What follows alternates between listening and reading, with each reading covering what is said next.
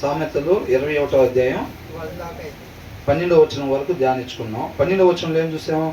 నీతిమంతుడైన వాడు దేవుడు అంట ప్రతి నరుణ్ణి చూస్తూ ఉంటాడు అన్నమాట. అర్థమవుతుందండి. ఆ మార్గం విడిచిపెట్టి ఎంతమంది అయితే ఉంటారో, ఉండకూడని రీతికి ఎంతమంది అయితే ఉంటారో వాళ్ళందరూ కూడా ఖచ్చితంగా రేపు వాళ్ళకి ఇవ్వాల్సిన జీతము ఖచ్చితంగా వాళ్ళకి ఇస్తాడు. అవునా? దానికి మనం చూసాం కదా, అనేక మంది ఏంటి మన సృష్టికర్త ఒక ఆయన ఉన్నాడు అనే విషయం కూడా జ్ఞాపకం పెట్టుకోరు అనమాట. ఎవరన్నా గుర్తు చేయాలి. సౌలుకు కూడా మనం అదే అనుకున్నాం కదా. దావీదు కూడా ఏంటి, ఒక ఆయన నన్ను చూస్తున్నాడు, నేను ఎట్లా పడితే అట్లా ఉంటే కుదరదని అది జ్ఞాపకం కూడా లేకుండా శరీరం ప్రకారం అనుసరించుకుంటా వెళ్ళిపోతున్నారు. అప్పుడు నాతాను వచ్చి తట్టి లేపాడు దావీదుని. అవునా కదా? తట్టి లేపాడు అన్నమాట. కొంతమంది అసలు జ్ఞాపకమే ఉండదు. మనం ఒక ఆయన సృష్టించాడు, దాని ప్రకారంగా ఆయన చిత్త ప్రకారం మనం ఉండాలనేది అసలు జ్ఞాపకం ఉండదు. ఇక ఏదో మనంతటికి మనమే జన్మించాము, ఇక మన ప్రకారంగా మనం జీవించాలనే వర్షం ప్రకారంగా వీళ్ళు ఆలోచన చేసుకొని వీళ్ళకి నచ్చిన దాని ప్రకారం ముందుకి వెళ్ళిపోతూ ఉంటారు అన్నమాట. అర్థమవుతుందండి? అలాగా ఉండకూడదు. ప్రతి నరుణ్ణి దేవుడు చూస్తూ ఉంటాడు. ఉండకూడని రీతిగా కానీ ఉన్నట్లయితే కనుక ఖచ్చితంగా వాళ్ళకి శిక్ష తప్పదు. 13వ వచనంలో ఏమనుంది? దరిద్రుల మొర వినక చెవి మూసుకొనివాడు తాను మొరపెట్టినప్పుడు అంగీకరింపబడడు. అవునా? మనం ఏం చేస్తాం? అయ్యా ఆకలి అని అంటే జోబులో ఉంటాయి డబ్బులు, 2000 ఉంటాయి, 5000 ఉంటాయి. మనం వాటికి టిఫిన్ తీసుకొని వస్తాం. ఆయన మొర మనకి వినపడదు. మనం మాత్రం కమ్మగా టిఫిన్ 2 ప్లేట్లు తిని చక్కగా మధ్యాహ్నం భోజనం చేసి సాయంత్రం నిద్రపోయే ముందు కింద మోకాళ్ళు వేయగానే దేవుడు వినేసేయాలి అమ్మటే. దేవా అనగానే అయ్యా, మనం కాదు అయ్యా అంటాం, ఆయనే అయ్యా అనే పరిస్థితి మన ఎక్స్పెక్టేషన్ అట్లా ఉంటుంది. ప్రభా వేసే మోకాళ్ళు ఎక్కడ వింటున్నావుగా అన్నట్టుగా చూసేవాళ్ళు లేదా అని ఒకసారి గుర్తు అట్లా కనుకుంటాం మన ఫీలింగు. ఇక్కడ ఏమంటున్నాడు? ఆయనగా తెలుసుకోవటం అంటే ఏంటంట, నువ్వు ఆ పేదోడి దగ్గర నువ్వు వింటే అయ్యా ఆకలి అంటే అయ్యా ఏం కావాలయ్యా అని నువ్వు అక్కడ వింటేనే ఇక్కడ నాకు కూడా వినపడిద్ది. ఆ ప్రాబ్లం ఉందంటున్నాడు దేవుడు. ఏంటంట, నువ్వు వాడు వినకుండా వస్తే నువ్వు చెప్పేది ఏంటో నాకు వినపడతలేదని అంటున్నాడు దేవుడు. అవునా కదా? నీకు అక్కడ వినపడితేనే ఇక్కడ నాకు కూడా వినపడుతుంది. అట్లా ఉంది మరి సెట్టింగ్ అని అంటున్నాడు. అది నన్నుగా తెలుసుకోవటం అని అంటున్నాడు. మనం ఏం చేస్తామని అంటే ఎవరైనా అవసరతల్లో ఉంటే మాత్రం వాళ్ళు అలిసేదేమి అస్సలు ఎంత ఆ పక్కన అడుగుతూనే ఉంటుంది, అయ్యా ఆకలి అయ్యా అని అంటూ ఉంటుంది. అది చిన్న జోబులో పెట్టుకుని వెళ్ళిపోతూనే ఉంటాం టిఫిన్ తీసుకొని ఫ్యామిలీ మొత్తానికి వెళ్ళిపోతాం. అసలు ఆమె చూసి చూడనట్టే. ఆమెకి వెళ్ళి కూడా చూసే పని. అక్కడ ఒక ఆమె ఉంది, పేద ఆమె ఉంది, ఆమె తింటానికి డబ్బులు లేవు అంట, అడుగుతుంది అని మొత్తం తెలుసా తెలీదా? తెలుసు. అయినా సరే 4 ఉంటే 8 ప్లేట్లు టిఫిన్ తీసుకొని బండి దగ్గర తీసుకొని వెళ్ళిపోతూనే ఉంటాం. మనం మాత్రం మోకాళ్ళు వేయగానే దేవుడు దేవదూతలు అందరూ రెడీ ఉన్నారా సార్ మోకాళ్ళు వేశారు అక్కడ. నేను మళ్ళీ ఆర్డర్ ఇచ్చిన తర్వాత మీరు షర్ట్ ప్యాంట్ వేసుకుంటారు కాల్చి అట్లా అవ్వకూడదు సార్, మళ్ళీ కోపం వచ్చింది. సార్ మోకాళ్ళు వేసే లోపల నేను మీకు చెప్పడం ఇమీడియట్గా వెళ్ళిపోయి సార్కి అవన్నీ కంప్లీట్ అయిపోవాలి అన్నట్టుగా మనం ఉంటుంది మన వ్యవహారం. అవునా? అట్లాగేం ఉండడు అంట ఆయన. మనం అనుకునేటట్టుగా ఆయన ముక్కు, ఆయన ముఖం, ఆయన కళ్ళు అట్లా ఉండవు అంట. ఎట్లుండే అంట, మనకు అక్కడ వినపడితేనే ఆయనకి ఇక్కడ వినపడిద్ది అని అంటున్నాడు. అది ఆయనగా తెలుసుకోవటం అని అన్నాడు. ఇక్కడ ఏముందంటే whoever shuts their ears to the cry of the poor. దరిద్రుడు అంటే ఎవరు? నీకు అట్లా రాసి పెట్టుంది, నాకు ఇట్లా రాసి పెట్టుంది కోట్ల. ఏం చేస్తావు? నువ్వు అనుభవించు, నేను అనుభవిస్తా. ఇక్కడ అట్లాగే ఉండదు. అవునా? పేదవాడు. దరిద్రుడు అంటే ఎవరంట? పేదవాడు. కాబట్టి పేదవాడు మొర్ర పెట్టుకున్నప్పుడు ఎవరైతే వాళ్ళు చెవులు మూసుకుంటారో, చెవులు మూసుకోవటం అంటే వాళ్ళు ఫిజికల్గా ఏం మూసుకోరు, విన్నట్టుగా వెళ్ళిపోతూ ఉంటారు. అవునా? అలాగే వెళ్ళిపోతేనంట ఏమైందనంటే cry of the poor will also cry out అని అన్నారు. ఏంటంట, ఖచ్చితంగా వీళ్ళు కూడా మొర్ర పెట్టుకోవాల్సి వచ్చింది అని అంటున్నాడు. అవునా? నువ్వు ఎప్పుడైతే అక్కడ వాళ్ళకి ఇచ్చి ఇట్లా ఉంటే నువ్వు ఆ పరిస్థితుల్లోకి పోకుండా ఉండొచ్చు. కానీ నువ్వు అక్కడ ఎప్పుడైతే వాళ్ళ అవసరతల్లో ఉండి, ఇది చూడండి ఇక్కడున్నా అయితే ఎవరైతే అవసరతల్లో ఉండి అక్కడ మొర్ర పెట్టుకుంటున్నారో వాళ్ళు నువ్వు ఎప్పుడైతే వినకుండా ఉన్నావు అని అంటే మాత్రం ఖచ్చితంగా నువ్వు కూడా అలాంటి పరిస్థితుల్లో మొర్ర పెట్టుకోవాల్సిన పరిస్థితి నీకు వచ్చిద్ది అని అంటున్నాడు. అంత మాత్రమే కాదు, నీకు మొర పెట్టుకునే పరిస్థితి వాళ్ళకిలాగా నీకు వచ్చిద్ది, నీ మొర పెట్టుకున్నా సరే ఆ మొరని ఎవరు వినేవాళ్ళు కూడా ఉండరు అని అంటున్నాడు. నీకు సమాధానం రాదు. అర్థమైందా? సౌలుని చంపుదు, ఇప్పుడు దావీదుని చంపుదామని సౌలు వెంబడబడుతున్నాడు. దావీదుకి దేవుడు తోడుకున్నాడని తెలుసు, అయినా సరే చంపుదామని వెంబడబడి మొత్తం అయిన తర్వాత నీతిమంతుడిని చంపుతామని చూస్తున్నా. కానీ తర్వాత ఏంటి, నేను యుద్ధానికి వెళ్ళాలా లేదా దేవా? ఏం చేస్తున్నాడు? మొర పెట్టుకుంటున్నాడు. మొర పెట్టుకుంటే దేవుడు ఏం చేశాడు? సమాధానం ఇవ్వట్లా. ఎంత మొర పెట్టుకున్నా సమాధానం ఇవ్వట్లా. ఎన్ని రోజులు ఎదురు చూసినా సమాధానం ఇవ్వట్లేదు. అప్పుడు ఏం చేశాడు? ఎక్కడికి వెళ్ళాడు? కర్ణపిశాచి దగ్గరికి వెళ్ళాడు. దేవుడు సమాధానం ఇవ్వకపోతే పరిస్థితి అలాగుంది. అవునా? ఒక్క మాట మాట్లాడుతూ నేను బ్రతుకుతాను అంటారు. ఎన్ని పాటలు ఉన్నాయండి? అవునా కదా? ఒక్క మాట మాట్లాడితే బ్రతుకుతాం. ఆయన మాట్లాడకపోతే మన పని అయిపోయినట్టు. మన పని అయిపోయినట్టే. ఆయన ఒక నిమిషం మౌనంగా ఉన్నాడంటే మన పని అవుతుంది. చేయకూడదు ఏదో మనం చేస్తాం. దావీదు ప్రతిదానికి అడిగేవాడు. అసలు చదువుతుంది, అసలు ఎంత దినాలు మళ్ళీ దేవుని చిత్తం అయితే మళ్ళా రావాలని కోరుకుంటున్నా. చక్కగా అసలు ధ్యానించుకుంటుంటే ఏమి ఇలా ఉన్నాడు అసలు అనిపించింది. ఏది చెయ్యాలన్నా ప్రభా వెళ్ళమంటావా వద్దా? అక్కడ ఎంతమంది ఉన్నారు అనేది కాదు, ఈయన దగ్గర కానీ ఎక్కువ మంది ఉంటే ప్రార్థన చేయటం కాదు. ఈయన దగ్గర 1000 మంది ఉండి అవతల యుద్ధానికి ఒక్కళ్ళే ఉన్నా సరే ప్రభా వెళ్ళమంటావా వద్దా? అది దావీదు అంటే. అర్థమవుతుందండి? మనమైతే ఏం చేస్తాం? ఒకడు, ఇద్దరు, 500 మంది, 900 మంది, 999 ఉన్నా అసలు ప్రార్థన చేయం. అవతల 1001 ఉన్నారనుకోండి, మన కాడ 1000 మంది ఉండి ప్రభా రే మోకళ్ళే అమ్మ మోకళ్ళే. ఎందుకు? అవతల 1001 ఉన్నారు, మనం 1000 మందే ఉంది. ఇప్పుడు ఆయనతో పని. అవసరాలకి యేసయ్యా, అవసరాలు తీరిపోతే బోడి మల్లం లాగా. ఏంటంట? బోడి మల్లం లాగా అనమాట. 1001 ఉన్నారు కాబట్టి వెయ్యండిరా మోకాళ్ళు. అదే ఒకడే ఉంటే మోకాలతో పని లేదు, ఊదేయటమే. అవునా కదా? అట్లాగ అనుకుంటారు చాలా మంది. కాబట్టి ఏంటంట, దావీదు కూడా అట్లా, ఇప్పుడు సౌలు కూడా అట్లాగే అనుకొని మొరపెట్టుకుంటే దేవుడు సమాధానం చెప్పాడా? సమాధానం చెప్పలేదు ఆయన. కాబట్టి తర్వాత ఆయన దారి తప్పిపోయినట్టుగా మనం చూస్తున్నాం అనమాట. ఎవరైతే అవసరతల్లో ఉండేవారి, పేదవారి ఎవరైతే ఉంటారో, మనం అదే దావీదు గురించి ధ్యానించుకునేటప్పుడు ఒక విశ్వాసి కన్నులు ఎక్కడ ఉండాలంట?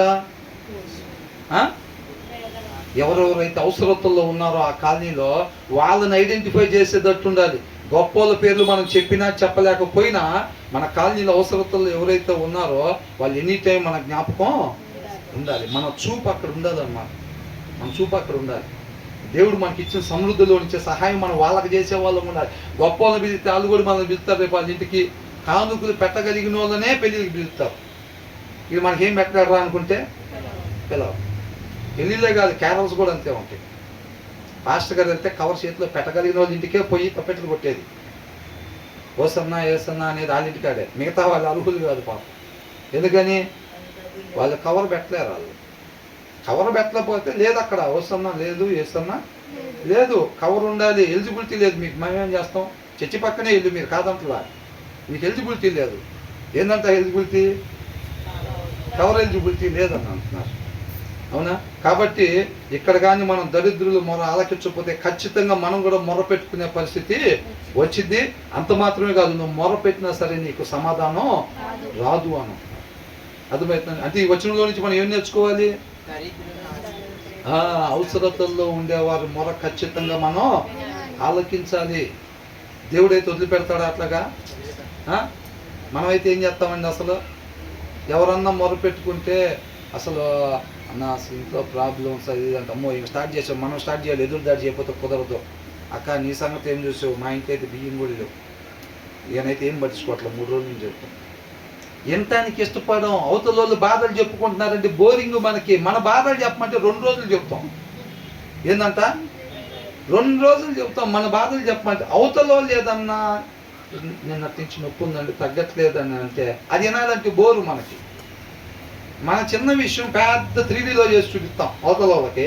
అవతల వాళ్ళ గురించి ఏదని చెప్తే ఏమో బాధకి ఏదన్నా బాగోకి ఈ పూట కొద్దిగా బయట ఇవాళ వదిలేసిపోయినట్టుందండి, అసలు బాగోలేదు, ఏంటో నీరసంగా ఉంది, ఈ పూట భోజనం బయట తీసుకొస్తారా అని చెబుదామంటే ఆ మొహం చూసినప్పుడే భర్తకు అర్థమైపోయింది ఏమని, అమ్మో ఏదో స్కెచ్ చేసి తట్టుకుంది వాళ్ళు చూస్తే అని చెప్పి అసలు ముందే పోయి అసలు పైసలు లేవు, ఏం చేయాలి అర్థం అవ్వట్లేదు, ఏదో ప్లాన్ వేసి తట్టుకుంది ముందే ఆ క్యాషెట్ ఆన్ చేయక ముందే క్యాషెట్ ఆన్ చేసేసి డబ్బులు లేవు అసలు బయటకు తీసుకెళ్ళమని దేవం కానీ ఏందో అసలు డల్గా ఉంది, ఆరోగ్యం కూడా బాగోలేదు అని ముందే వేసేస్తాడు.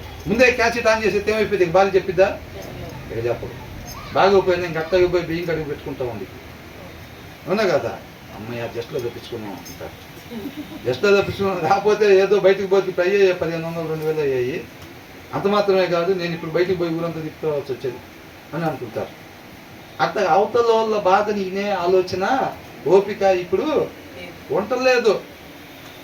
చెప్పమంటే మన బాధలు చెప్పమంటే మన మాత్రం వాళ్ళు వింటూ ఉండాలన్నమాట. అసలు బాగలేదండి ఇంట్లో పరిస్థితి ఇట్లా, మొన్న ఏమైంది అనుకున్నారు, పోయిన వారం ఏమైంది అనుకుంటున్నారు, చెప్పమంటే మొత్తం చెబుతారు, బాధలన్నీ చెప్పుకుంటారు, ఎంత ఇష్టం. అవతల వాళ్ళు చెప్తే మాత్రం అస్సలు ఏనబుద్ధి అవ్వదు అనమాట.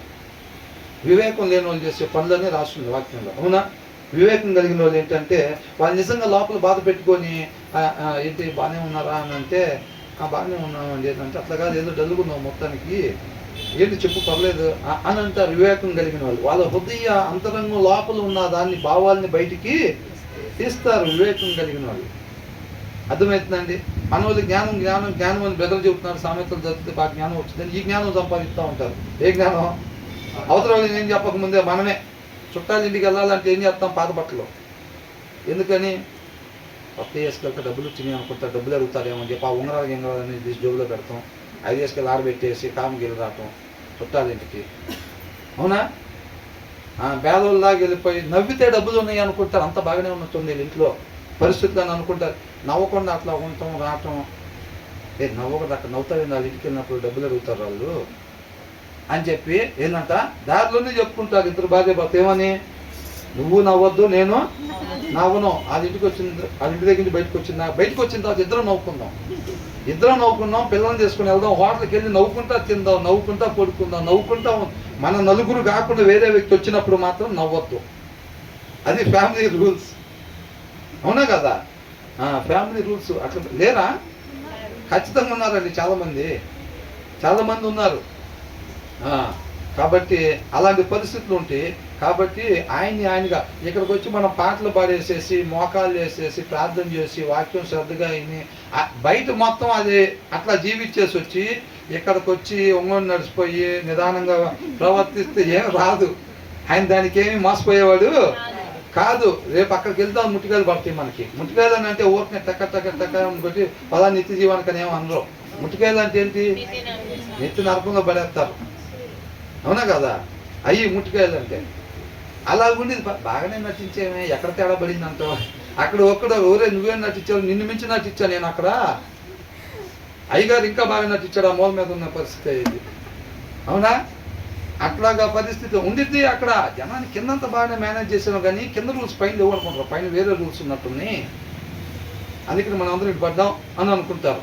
ఇది వాస్తవ సారాంశాన్ని తీసుకొని దయచేసి స్టోరీ చెప్తున్నారు లేదు బ్రదర్, స్టోరీకి బాగానే ప్రిపేర్ అయ్యే వాళ్ళు అనుకో, సారాంశాన్ని తీసుకొని మనకు అర్థం కావాలని అట్లా చెప్తున్నాం అంతే. కాబట్టి మనం ఏంటి, అంతరంగాన్ని చూస్తాడు ఆయన, పై వేషధారణ చూడరు.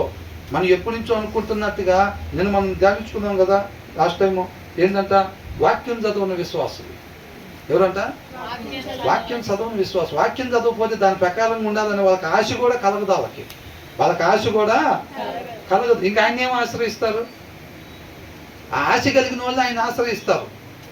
ఆశపడే ప్రాణాన్ని ఆయన తృప్తిపరుస్తాడు. వీళ్ళు చదవరు, వీళ్ళు తెల్ల సొక్కాలు మాత్రం 1 డజన్ తెచ్చుకుంటారు. ఎన్ని, నీకు 1 డజన్, నాకు 1 డజన్ చీరలు, తెల్ల చీరలు ఏం 1 డజను, ఆయనకి 1 డజన్ తెల్ల సొక్కాలు. అవునా, అలంకరణ మొత్తం మిగతా టైంలో సోమవారం గురువారం మన ఇష్టం రంగుల డ్రెస్సులు, మిగతా టైము వైట్ డ్రెస్సులు. అవునా, అట్లాగా అవన్నీ దేవుడు పట్టించుకుంటాడా? ఎలివేషన్ మాత్రం కడతాం. నెంబర్ 1 క్రైస్తవుడు ఎలివేషన్ మాత్రం మన జీవితంలో ముందు పెడతాం, వెనకాలంతా మన ఇష్టం. అట్లా ఉండిద్ది. పిల్లలు చూడరా, చూస్తూ ఉంటారు, డాడీ అక్కడి నుంచి భయంకరంగా చెబుతాడు, ఇంటికాడ ప్రార్థన చేయడం అసలు పిల్లలు చూడరా, కంపల్సరీగా చూస్తారు. ఆ ఇంటి ఎలివేషన్ కాకుండా పిల్లలకి ఎలాగ ఉందో కూడా కనపడుతుంది. వాళ్ళు కూడా ఏం చేస్తారు, ఇల్లు అట్టగే కడతారు. ఎట్లా కడతారు? విశ్వాస ఎలివేషన్ ముందు పెట్టి వెనకాల ఇష్టానుసారమైన ఇల్లు కట్టుకుంటారు. వాళ్ళు కూడా అట్టగే అయిపోద్ది. అదే ఆస్తి మరి వాళ్ళకి ఇచ్చేది పిల్లలకి ఇల్లు. అవునా కదా? అలా ఉండకూడదు. అవునా? కాబట్టి మనం లోపలైనా బయటైనా ఒకటేలాగా ఉండాలని అంతే. తర్వాత ఏమంటున్నాడు, ఖచ్చితంగా మనం మొరబెట్టుకోవాల్సిన పరిస్థితి వచ్చిందంటే వాళ్ళ మొర ఆలకించకపోతే మాత్రం. అర్థమవుతుందండి? సరే, మొరపెట్టుకునే పరిస్థితి వస్తే వచ్చిందిలే కాదు, మనం మొరపెట్టుకున్న దానికి సమాధానం రాదు అని ఉంది. ఎందుకని? ఇదంతా ఎందుకు జరిగింది? మన అవసరతల్లో ఉన్న వాళ్ళ మొర మనం ఆలకించకపోతే, ఆ ప్రేమ లేకపోతే, ఆ దయాగుణం లేకపోతే, మనం ఆయనలో నాటపడకపోతే అది మనలో ఉండదు. ఎప్పుడు వెళ్ళిపోతాం అట్లాగా మనం అంటే, మన హృదయంలో వాక్యం లేకపోతే అట్లాంటి స్వరాలు మనకి వినపడవు. ఆ స్వరాలు కొద్దిగా మనకి ఇబ్బందికరంగా ఉంటాయి. అయ్యా ఆకలి అయ్యా అంటే అవన్నీ కొద్దిగా ఇబ్బందికరంగా ఉంటాయి. ఎప్పుడు? మన హృదయంలో వాక్యం లేనప్పుడు. హృదయంలో వాక్యం ఉంటే చక్కగా వాళ్ళకు కూడా ఆ మొర చక్కగా వినపడిద్ది. వాళ్ళకు కూడా ఏదైనా టిఫిన్ ఇప్పిస్తారు. వెళ్ళేటప్పుడు ఒక మాదిరిగా వెళ్ళినా వచ్చేటప్పుడు అంతరంగంలో గంతులు వేసుకుంటూ వస్తారు. దేవుడు మహాకృప, ఆయనకే స్తోత్రాలు. చక్కగా ఆయన కృపను బట్టి ఒక మంచి కార్యానికి వాడుకున్నాడు, మనల్ని నడిపించాడు అని చెప్పి చెప్పలేని ఆనందం ఉండిద్ది. ఏంది భలే నవ్వుకుంటూ వస్తున్నావు ఇంటికి అనాది భార్య. ఏంది ఇందాక మామూలుగా వెళ్ళావు, డబ్బులు అయిపోతుంది, 4 ప్లేట్లు టిఫిన్ అన్నారు, ఇంట్లో ఉండితే బాగుండేది అన్నట్టు మొహం పెట్టుకొని వెళ్ళావు. వచ్చేటప్పుడు ఏం నవ్వుకుంటూ వస్తున్నావు? 4 ప్లేట్లు అనుకుని వెళ్ళా, అక్కడికి వెళ్ళిన తర్వాత 5 ప్లేట్లు అయినాయి, అందుకే ఆనందపడుతున్నా అని చెప్పాలి భర్త. అవునా?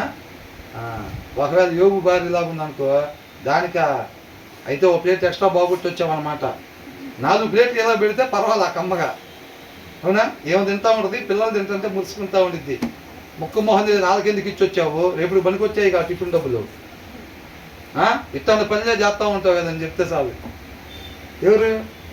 యోగు భార్యలాగా ఉంటే కనుక పరిస్థితి అట్లా ఉంటుంది. సార్ లోపల బైబుల్ చదువుతుంది, మేడం గారు బయట కూర్చొని షార్ట్స్ చూస్తున్నారు అనుకోండి యూట్యూబ్లో, మరి అంతరంగం అట్ట కాకపోతే ఎట్ట తయారైద్ది ఇంకా? అవునా కదా? సార్ లోపల ప్రార్థన చేస్తూ ఉంటే అంటే పొద్దుగూకులు సారేనా ప్రార్థన? పొద్దుగూకులు సారేనా? అన్ని ఎగ్జాంపుల్స్ సార్ బైబుల్ చదవటం, మేడం గారు బయట యూట్యూబ్లు చూడటం, అంతేనా? మేడం గారు లోపల బైబుల్ చదువుతున్నా, సార్ యూట్యూబ్ అని చెప్పచ్చుగా మీరు వాక్యం ఎప్పుడన్నా. ఎందుకు పాస్టర్ గారు వాళ్ళకి ఎందుకు అట్లా రాదు? చాలా చోట్ల ఎందుకంటే ఎక్కువ శాతం చెప్పేవాళ్ళు జెంట్స్ ఉంటారు కాబట్టి గబప్పని అట్లా వచ్చింది, అంతే తప్ప ఏం లేదు. దేవుడి దృష్టిలో ప్రతి ఇద్దరు కూడా సమానం, 1% కూడా తేడా ఉండదు. అర్థమవుతుందండి? అనేక చోట్ల స్త్రీలు గొప్పగా ఉండే వాళ్ళు ఉన్నారు. మొన్న విషయం చేస్తే నేను మన ప్రేయర్కి వచ్చా, ఆ రోజు జాన్పాల్ గారు వచ్చారు కదా, నేను అప్పుడు ఇట్లా వస్తున్నా. నేను అట్లా వస్తుంటే ఆడవాళ్ళు ఎవరో ఇక్కడి నుంచి వెళ్తా నాకు ఎదురయ్యారు, ఇక్కడే ఈ చెప్పులు వేసుకునే దగ్గర ఎదురయ్యి, అదేంటి ఏ చర్చిలో చూస్తే అందరూ ఆడవాళ్ళే ఉంటారు, ఇక్కడేంటి అందరు మగవాళ్ళు ఉన్నారని అంటున్నారు. అందరు మగవాళ్ళు ఉన్నారన్నారు. నేను చెప్పి అబ్బో అసలు ఈ మాట చాలా ఆనందంగా అనిపించింది నాకు. ఎందుకంటే ఎక్కడ పోయినా కానీ జనాలకు ఆడవాళ్ళు ఉంటారు. ఆ రోజు అందరూ మగవాళ్ళే కనపడుతున్నారు. ఒకవేళ ఆడవాళ్ళు ఉన్నా సరే పాపం ఇరుక్కొని ఇక్కడ బయటికి కనపడుతున్నట్టుగా కూర్చున్నారు. మగవాళ్ళు అందరూ కుర్చీలో కూర్చున్నారు. అలా మాట ఆశ్చర్యం అనిపించింది. సొసైటీలో చూడండి ఎట్టయిపోయిందో, ఆశ్చర్యం అయిపోయింది. మగవాళ్ళు చర్చికి రావటం ఏంది ఇంత, అందరూ మగవాళ్ళు ఉన్నారు నేను చర్చిలో, అలా ఎంతలాగా ఉందన్నమాట అది. అవునా? కాబట్టి మనం ఖచ్చితంగా మన వాక్యం మన హృదయంలో ఉంటేనే మనకి అలాంటి స్వరాలు వింటాము, వాళ్ళకి సహాయం చేసే వారంగా ఉంటాం. ఆ దయాగుణం అన్నమాట, ఆ ప్రేమ, ఇదంతా కూడా దేవుడిలో ఉండే గుణలక్షణాలు. కాబట్టి ఆ వాక్యమైన దేవుడు మన హృదయంలో ఉంటేనే మనం ఆ ప్లేసులో ఆయన ఉంటే ఏం చేస్తాడో మనం అది చేసేవారంగా ఉంటాం, కానీ లేకపోతే అవకాశాన్ని పోగొట్టుకునే వారంగా ఉంటాం. అది గొప్ప అవకాశం. అవునా? అది అవకాశం ఏంది బ్రదర్, డబ్బులు అవ చేసుకుంటే అవకాశం ఏందంటారా? అట్లా అన్నర్లే ఇక్కడ సత్యస్వరూప సహవాసంలో అట్లా ఉండదు. అవునా? ఎందుకంటే కాపురం మాదిరికరంగా ఉంటారు కాబట్టి ఇచ్చే విషయంలో మనం కూడా గుడ్డిగూరలోనే వెనకాల దారిని పడిపోతూ ఉంటాం.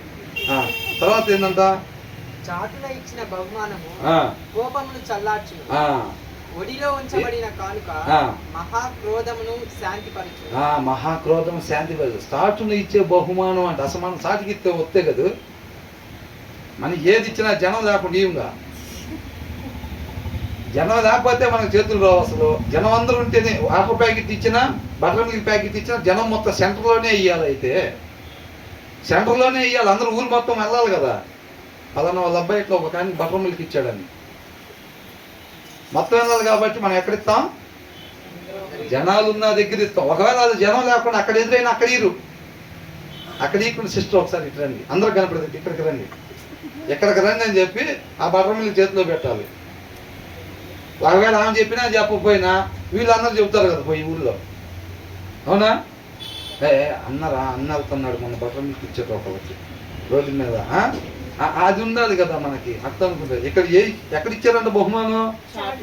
చాటునిచ్చే బహుమానం అంట, కోపాన్ని చల్లార్చును. తర్వాత ఒడిలో ఉంచబడే కానుక మహాక్రోధమును శాంతపరచును అంటున్నాడు. అప్పట్లో ఎలాగుండేదంటే సమాధానం కోసం కానుకలు ఇచ్చుకునేవాళ్ళు. అర్థమవుతుందండి? ఇది ఆ టైంలో అప్పుడు వాళ్ళకి రాసింది కదా, అంటే వాళ్ళకి మాత్రమే కాదండి, కాదు డైరెక్ట్గా రాసింది వాళ్ళకి, అవునా? కాకపోతే ఇది మనకు కూడా రాశారనమాట. కాబట్టి డైరెక్ట్గా అయితే వాళ్ళకి, కానీ సమస్త మానవాళికి సంబంధించింది అనమాట.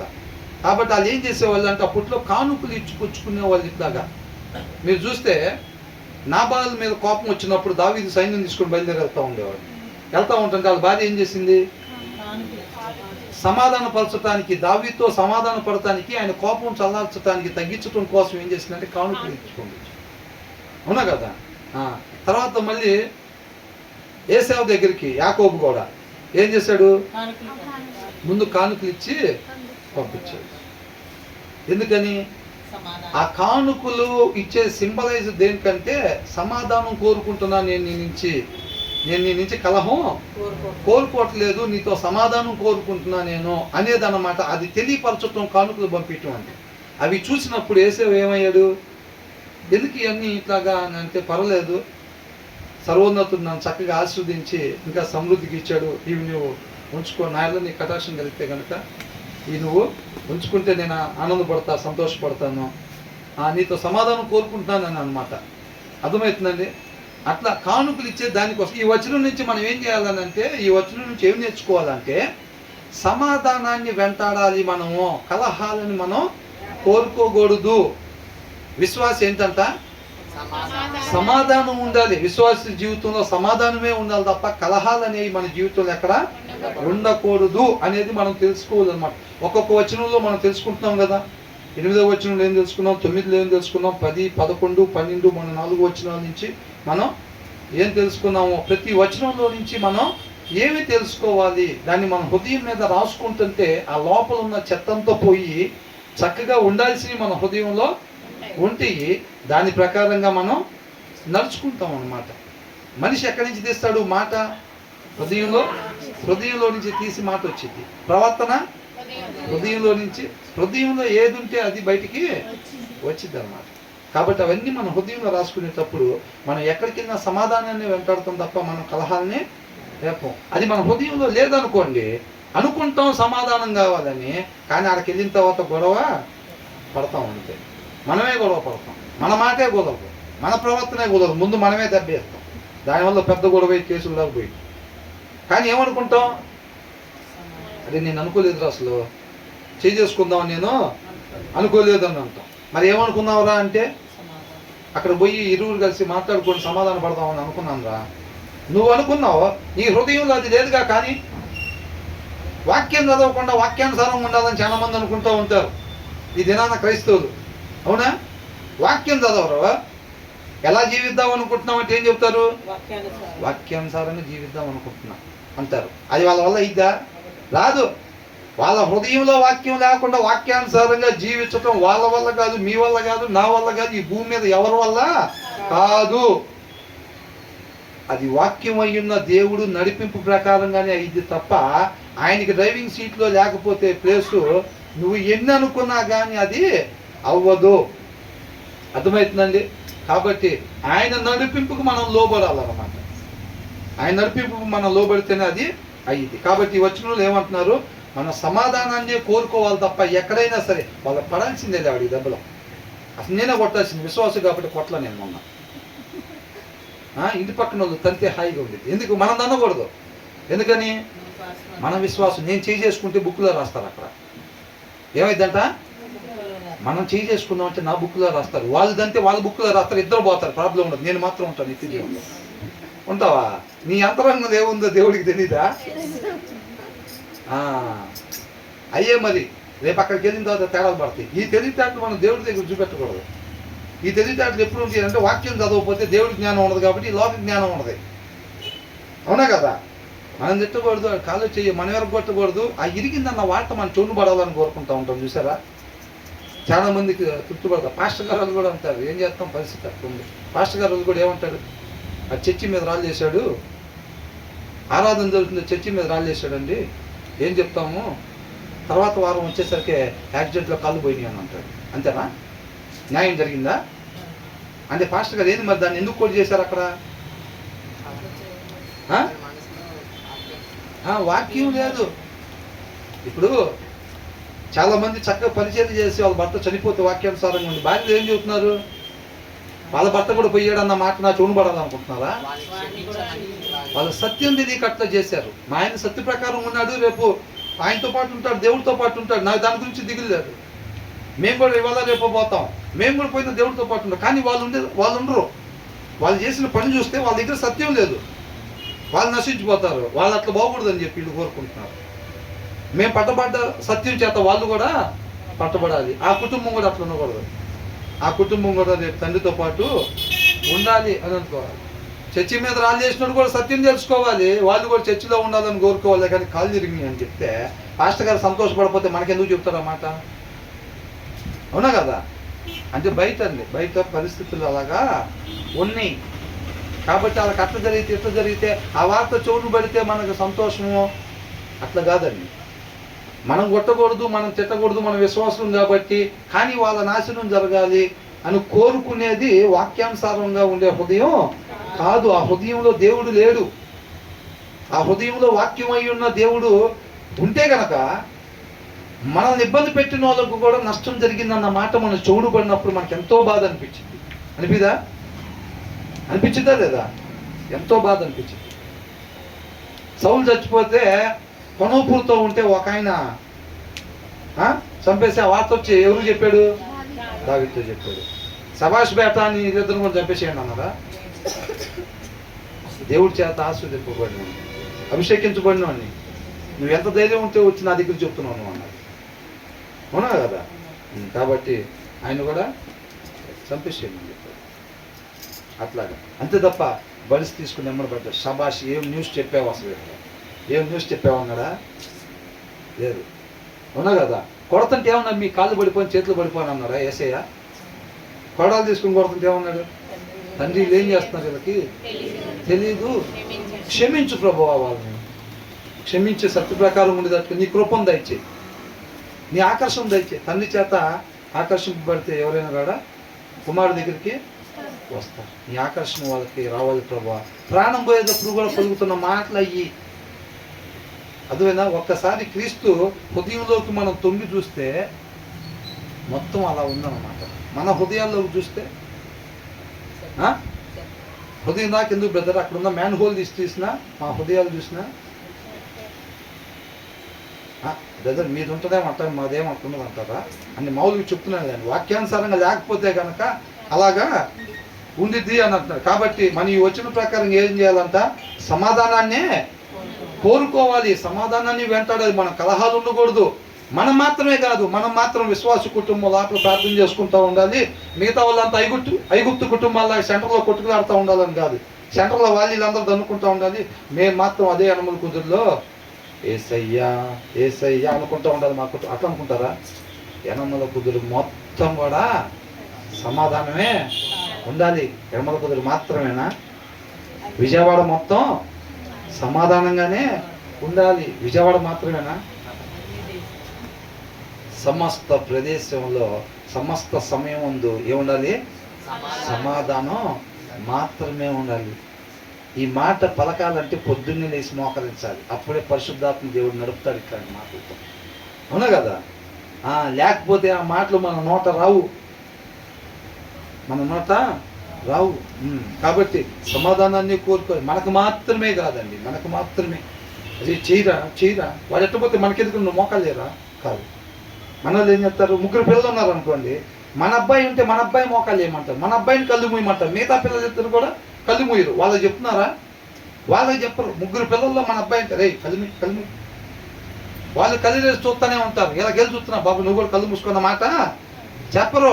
వాళ్ళు ఎట్టపోతే మనకి అరే నువ్వు మాత్రం మూయి కళ్ళు, గబక్కన రాకడ వచ్చినా కానీ నేను ఇక్కడ నువ్వు అక్కడ, మమ్మీ అక్కడ, చెల్లి అక్కడ, ఎత్తబడాలి. నువ్వు మాత్రం కళ్ళు ఎక్కడున్నా మీరు కళ్ళు, మీ పక్కన వాళ్ళు కళ్ళు తెలుసుకుని ఏది చేసినా కానీ మీరేం పట్టించుకోవాలి. అది కూడా ఎక్కువైంది, అవునా కదా? అది కూడా ఎక్కువగా ఉంటాయి. మనం అలా ఉండేవాళ్ళంగా ఉండకూడదు. చివరి వచ్చిన ఒకటి చూద్దాం కానీ న్యాయమైన క్రియలు చేయుట నీతిమంతునికి సంతోషకరము, పాపము చేయు వారికి అది భయంకరము. ఇక్కడ ఏంటంటే వెన్ జస్టిస్ ఈస్ డన్, న్యాయము జరిగినప్పుడు ఏంటంట, న్యాయము జరిగినప్పుడు it brings joy to the righteous అన్నమాట. నీతిమంతులకి సంతోషము కలిగిద్ది. At the same time but terror to evil doers అని ఉంది. అర్థమవుతుందండి? వాక్యానుసారంగా ఉండని వాళ్ళకంట న్యాయం జరిగినప్పుడు ఏమైందంట, భయము. ఎందుకని? వీళ్ళు ఉండాల్సిన రీతిగా వీళ్ళు ఉండలేదు కాబట్టి వీళ్ళకేమైంది, అవునా? అక్కడ ఏమైంది, ఇప్పుడు సొలొమోను దగ్గరికి ఇద్దరు వచ్చారు. నిజమైన తల్లి ఒక్క ఆమె ఉంటుంది. ఇద్దరు ఉంటారా? ఇద్దరు ఉండరు, ఒక్క ఆమె ఉంటుంది. న్యాయపు తీర్పిచ్చినప్పుడు ఈ నీతిమంతురాలు ఎవరైతే ఉందో, నిజమైన తల్లి ఎవరైతే ఉందో ఆమెకి ఏం కలిగింది, మహా సంతోషం కలిగింది. ఈ పక్కన నటిస్తుంది చూసారు, ఒక కింద పడి డొల్లాడి నా కుమారుడు అని డొల్లాడితే వారట్టింగ్ చేస్తారు కదా కాండలు అనే వాళ్ళు ఉన్నారు చూసారా. ఆమెకి ఎప్పుడైతే న్యాయపు తీర్పు జరిగిందో ఏమికి భయం, అయ్యా నువ్వెందుకు వచ్చి నా కుమారుడు అని నువ్వెందుకన్నావు, శిక్ష వేస్తారా లేదా? ఏం వదిలిపెట్టరు అంత అడ్డుకోలుగా. ఇప్పుడు ఇద్దరు కలిసి వేరే వాడి స్థలాన్ని కబ్జా చేద్దామని చెప్పి పోయి అది నా స్థలం అని చెప్పి వేరే వాడి కాగితాలు పట్టుకొచ్చాడు అనుకోండి, అది నిజమైన వాడికి ఇచ్చి నేను వదిలిపెట్టరు. దాన్ని కబ్జా చేయడానికి చూశాడు కదా, చూశాడంటే ఏం చేశాడు, అక్కడ క్రైమ్ చేయటానికి ప్రయత్నం చేశాడు. బతి తీసుకునేది చంపటాకని అటాక్ చేశాడండి. కాకపోతే అది కరెక్ట్గా గుండెల దగ్గర తగలలేదు, కానీ ప్రయత్నం చేసి సెంటర్లో ఎంబడబడి నుంచి ఆడదాకా పోయి అటు నుంచి పరిగెత్తి వేటాడుతున్నాడు అనుకోండి, పోలీసులు పట్టుకుంటే లోపల శిక్ష పడదా? కంపల్సరీగా పడిద్ది, అవునా కదా? ఇది కబ్జా చేసే ప్రయత్నం చేశారా లేదా? ఇప్పుడు ఆమె కూడా ఏం చేసింది, వేరే వాళ్ళ కుమారుడిగా కొట్టేయాలని చూసిందా లేదా? మరి ఆమెను వదిలిపెడతారా? ఆమెని వదిలిపెట్టరు. కాబట్టి న్యాయము జరిగినప్పుడు నీతిమంతునికి సంతోషము. రేపు అక్కడ జడ్జిమెంట్ ఎలా ఉండిద్దంట? ఇవాళ మన కోర్టులాగా లంచాన్ని తమ్ముడు పోయేటట్టు ఉండిద్దా? ఉండదు. ఖచ్చితమైన న్యాయపు తీర్పు అక్కడ ఉండిద్ది. అలా ఉన్నప్పుడు ఎవరైతే నీతిమంతులు ఉంటారో వాళ్ళందరూ కూడా సంతోషించేవారుగా ఉంటారు.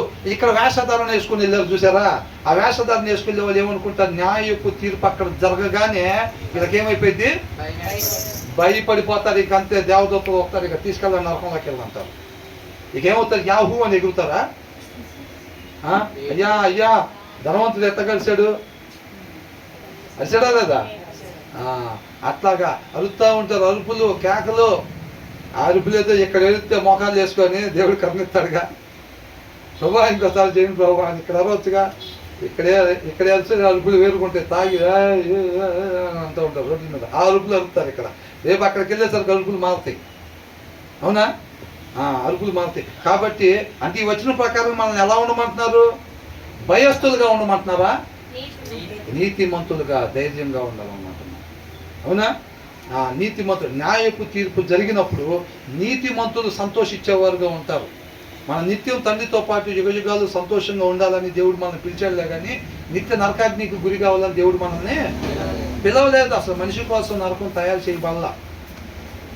కాకపోతే మనిషిలా ఉండకుండా అపవాది క్రియలు చేస్తున్నాడు కాబట్టి అపవాది ఉండాల్సిన ప్లేస్లో మనుషుల్ని ఉంచాల్సి వచ్చింది అన్నమాట పరిస్థితి, అంతేనా? కాబట్టి మామూలు విషయం నీతిమంతులుగా మనము ఉండాలి. అర్థమవుతుందండి? యుద్ధాలు జరుగుతుంటే కానీ, దేశాల మధ్య యుద్ధాలు జరిగితే కానీ ఆ వయసు పిల్లలు బైబిల్ తీసుకున్న అట్లా చర్చలకి చూసారా? యుద్ధాలు జరగకుండా అంతా బాగున్నాను సేపు వాళ్ళు గిఫ్ట్లు పంచుకుంటుంటే బాగానే ఉన్నారు. యుద్ధాలు జరుగుతున్నాయి టీవీ చూసి వచ్చి ఉంటాడు కొంచెంసేపు, ఎందుకు వచ్చిన కూడా చర్చిలో ఉంటే ఫస్ట్ 2 మిజైల్స్ ఇటు బండి లేనిపోయింది అనుకున్నారా? అట్లేం కాదులేండి, నేను మామూలు కోరకనే అంటున్నాను కానీ. కాబట్టి మనం ఎలా ఉండాలంటే ఈ వచనం ప్రకారం 2 వ్యక్తులను చూపిస్తున్నారు ఇక్కడ. ఆ ఇద్దరు, ఒకళ్ళు నీతిమంతులు, రెండో వాళ్ళు అవివేకులు, పాపిష్టోళ్ళు, దుష్టులు, దుర్మార్గులు, మూర్ఖులు, అవునా? ఒకరు నీతిమంతులు, రెండో వాళ్ళు అవివేకులు అనమాట. అవివేకులు ఏం చేస్తారంట? భయపడతారు, రేపు తీర్పు దినాన్ని బాధపడేవారుగా ఉంటారు. నీతిమంతులు ఏం చేస్తారంట? న్యాయపు తీర్పు జరిగినప్పుడు సంతోషంగా ఉంటారు అనమాట. కాబట్టి మనం నీతిమంతుల్లా ఉండాలా లేకపోతే అవివేకుల్లా ఉండాలా? నీతిమంతులలాగా మాత్రమే మనం ఉండాలి. నీతిమంతులు అంటే ఎవరు? ఏంటంటే ఇంపల్లా వాక్యాన్ని అనుసరించే వాళ్ళు నీతిమంతులు, రేపు నిత్యం ఆయనతో పాటు ఉండేవాళ్ళు అనమాట. కాబట్టి మనం వాక్యాన్ని ఎంత బాగా చదివితే అంత బాగా ఆశ మనలో తయారైంది, దాని ప్రకారం ఉండాలని అంతగా ఆయన మనం ఆశ్రయించేవారు ఉంటాం, అంతగా ఆయన మనల్ని తృప్తి పరుస్తాడు అనమాట. దేవుడికి మహిమ కలుగును గాక.